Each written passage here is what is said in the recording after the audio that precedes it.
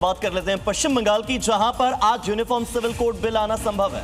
शुभेंदु सरकार uniform civil code bill ला सकती है। आज विधानसभा में ये बिल टेबल होने वाला है। बीजेपी ने घोषणा पत्र में बिल का वादा किया था। शादी, तलाक, गोद लेने से संबंधित जितनी भी नियम कायदे हैं देश में, वो सभी नागरिकों पर समान रूप से लागू हो, समान कानून की तैयारी हो, यह सुनिश्चित करने वाली है पश्चिम बंगाल सरकार। पश्चिम बंगाल में मुख्यमंत्री शुभेंदु अधिकारी के नेतृत्व वाली सरकार आज विधानसभा के विशेष सत्र में समान नागरिक संहिता विधेयक पेश करने की तैयारी में है।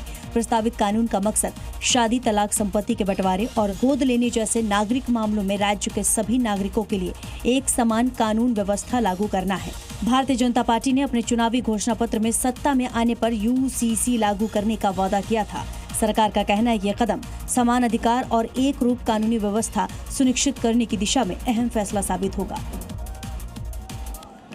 वही यूनिफॉर्म सिविल कोड पर बोले पश्चिम बंगाल बीजेपी अध्यक्ष, यूनिफॉर्म सिविल कोड बीजेपी का छिपा एजेंडा नहीं। समीक भट्टाचार्य की ओर से कहा गया कि जब से भारतीय जनता पार्टी आई है तब से यूनिफॉर्म सिविल कोड है, जहां सरकार बनेगी वहां पर यूनिफॉर्म सिविल कोड लाते रहेंगे।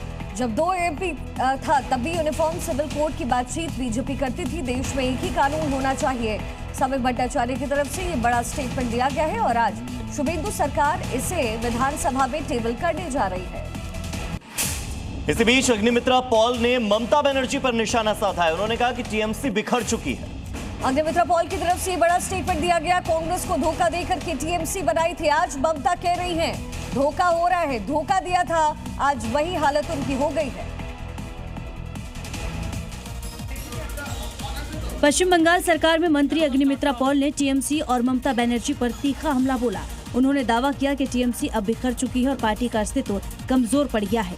अग्निमित्रा पॉल ने कहा कि जिन लोगों ने कांग्रेस को तोड़कर तृणमूल कांग्रेस बनाई थी, आज वही ममता बनर्जी आरोप लगा रही हैं कि उनके साथ धोखा हो रहा है। उन्होंने कहा कि धोखा तो स्वयं ममता बनर्जी ने कांग्रेस को दिया था और अब उन्हें अपने ही फैसलों का नतीजा भुगतना पड़ रहा है।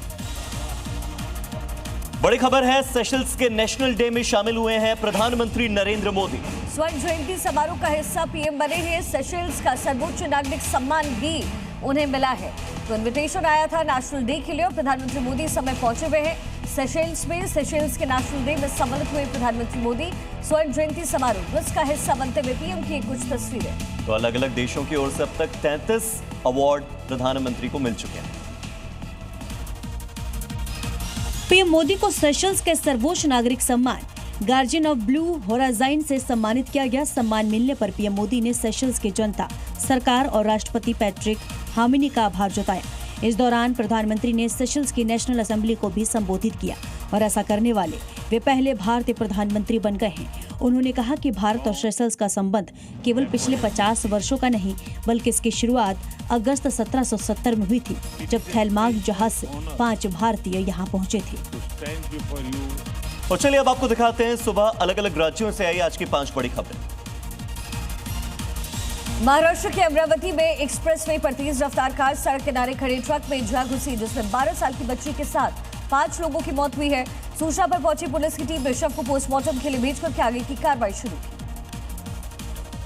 पटना में उस समय अफरा तफरी मच गई जब एक डालडा के गोदाम में आग का तांडव देखने को मिला। देखते ही देखते आग ने इतना विकराल रूप ले लिया कि दमकल की 20 से ज्यादा गाड़ियों को आग पर काबू पाने में मशक्कत करनी पड़ी। खबर और अपडेट यह है कि आग पर काबू पा लिया गया। उत्तर प्रदेश के हरदोई में दर्दनाक सड़क हादसे में अज्ञात वाहन ने बाइक को टक्कर मारी, जिसमें 2 दोस्तों की मौके पर मौत हो गई, जबकि तीसरा जिंदगी की जंग लड़ा है। फिलहाल पुलिस मामला दर्ज कर अज्ञात वाहन की तलाश में जुटी।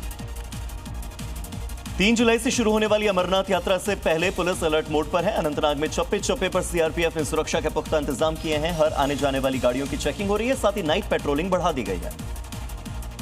नवी मुंबई में गरज के साथ भारी बारिश ने लोगों की परेशानी बढ़ा दी है। कई जगहों पर सड़कों पर जल जमाव से गाड़ियों की रफ्तार धीमी पड़ी, जिससे लोगों की परेशानी बढ़ गई।